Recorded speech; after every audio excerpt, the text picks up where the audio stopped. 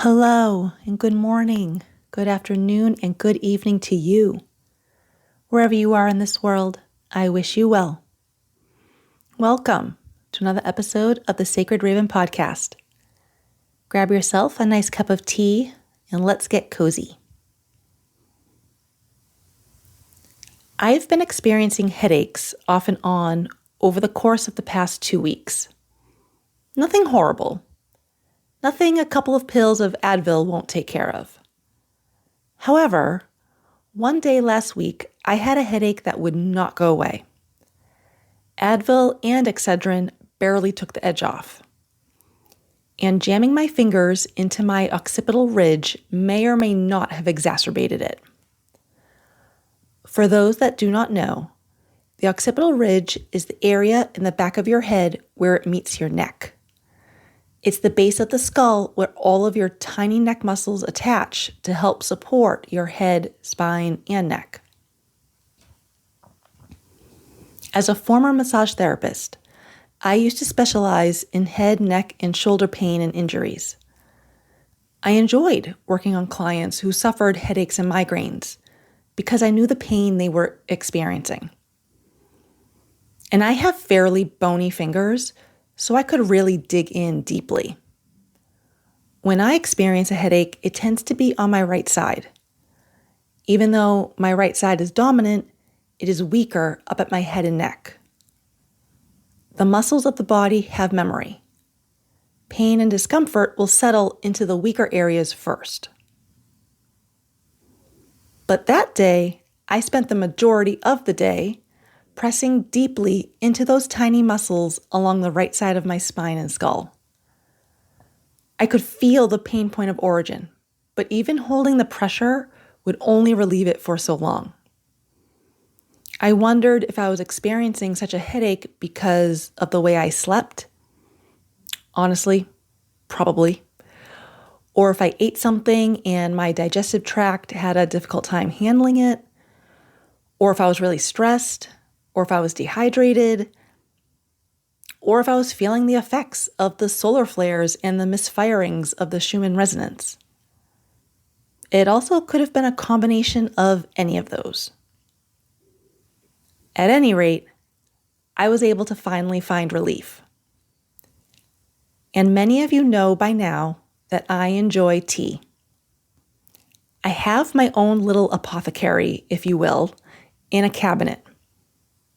Really, it's a cabinet filled with about 30 glass jars of herbs and a couple of tinctures. And of course, those jars look like potion bottles. But if you or someone you know suffer from headaches, I have a list of herbs that may help. You can use these herbs in a tea or tincture, though I personally feel the body digests tea the fastest. And if you were to do some more research on herbal remedies, you will find that tea is a synonym for infusion. Those words are interchangeable. Now, when it comes to brewing a cup of tea, you can let these herbs steep in hot water anywhere from 5 to 10 minutes. I personally prefer a strong tea, like very strong.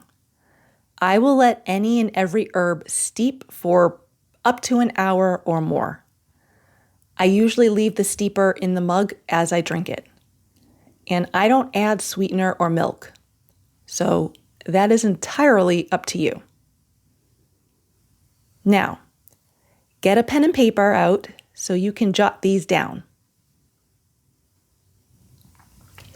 First on the list is catnip. Yes, catnip. It is not just for cats. Its sciencey name is Nepeta cataria, and it's a member of the mint family. It's a wonderful sedative because it helps your body relax and release stress. Fun fact, it's safe for children to consume. It works as a pain reliever because of its relaxing quality. It can even work on migraines, though I would steep it for much longer. Next up is chamomile. Its scientific name is Matricaria chamomilla, and it resembles small daisies. This herb is also safe for children to consume. Chamomile is often used to help relax the mind and body. It's suggested to drink it in the evening, as it can make you relaxed enough to fall asleep. It has anti-inflammatory properties which remedies nerves, tension, and stress. Next on the list is feverfew. Its sciencey name is Tanacetum parthenium, and it is also a member of the daisy family. This herb is a fairly famous remedy for headaches and migraines. It has many anti-inflammatory and antispasmodic properties, and it produces a calming effect. Feverfew is so famous because it helps to reduce the amount of migraines a sufferer has. If you experience headaches or migraines often, this herb is best used as a preventative. You can ingest it every day, and not just as a tea. You can eat the leaves raw and in a salad, or on a piece of bread, or put it in a sandwich.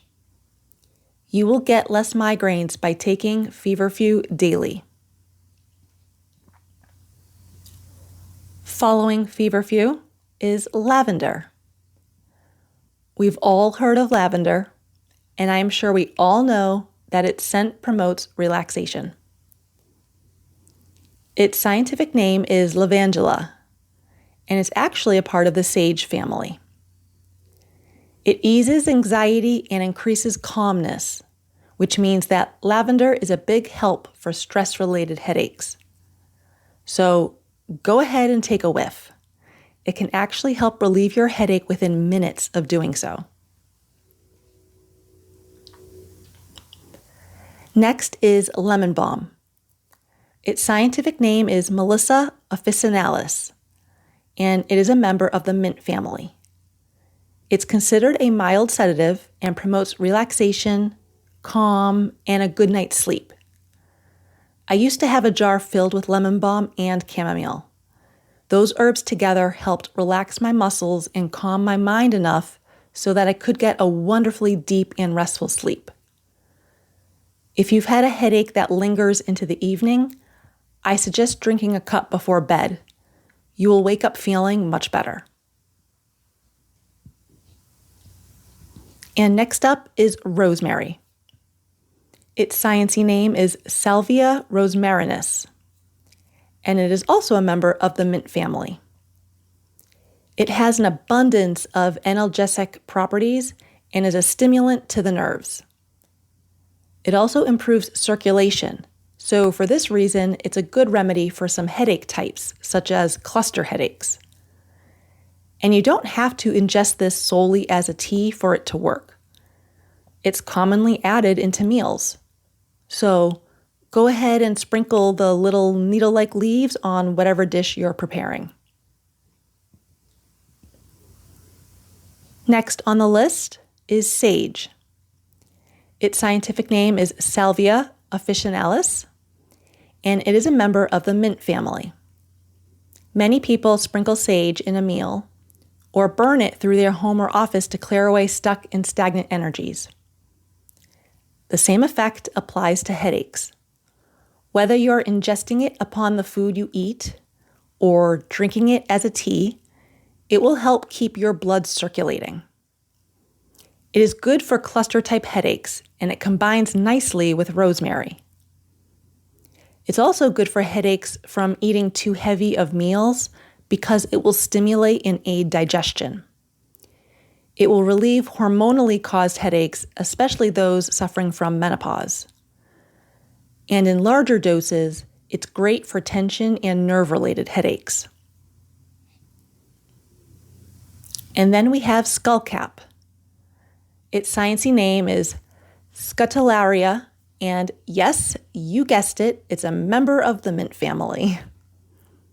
This herb is a relaxing nervine and has antispasmodic properties, which makes it a mild sedative. It's an excellent remedy for anxiety, stress, tension type of headaches. And next is valerian. Its scientific name is Valeriana officinalis. And it is a member of the, let's see if I get this correct, Caprifoliaceae family. I am quite certain I butchered that family name. Either way, it is a strong sedative and also a strong pain reliever. It helps heal the nervous system, which makes it an excellent remedy for stress and anxiety. Valerian is typically ingested in the evening because it promotes deep sleep. So if you've been experiencing a headache that lingers, try valerian before going to bed. And lastly, we have vervain. Its scientific name is Verbena officinalis, and it is a member of its own family. This herb has a restorative effect on the nervous system, and it has pain-relieving qualities. Because of this, it's a wonderful herb for stress and tension headaches. So, there is a list of 10 herbs for you to try the next time you are experiencing a headache. I do not feel one is actually better than the other. That's for you to decide and see what works for you. Always check ahead of time to make sure you are not allergic or that any herb you are considering ingesting has a negative side effect with any medication you could be taking. I ended up scheduling an appointment with my chiropractor earlier this week. I am pleased to report that drinking some herbal tea, deeply massaging my head and upper neck, as well as getting adjusted, relieved my pain and discomfort. I do believe it was the chiropractic adjustment that fully kicked it out of my system. But I apparently needed to travel down more than one avenue. So, depending on the severity and length of your pain and discomfort, you may need to incorporate more than one modality for treatment. And that's okay. Thank you for joining me in this episode. I appreciate you taking the time to share this space with me. If this has resonated with you, please take a second to follow or subscribe, leave a review or comment, or share this with someone who may be venturing down a spiritual path and has a hunger to learn and grow. I will see you next time. Stay cozy and take care.